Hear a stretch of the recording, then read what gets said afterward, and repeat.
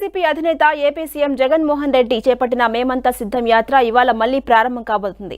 నిన్న యాత్రకు తాత్కాలిక బ్రేక్ ఇచ్చిన జగన్ ఇవాల్టి నుంచి మళ్లీ బస్సు యాత్రతో జనంలోకి వెళ్లబోతున్నారు.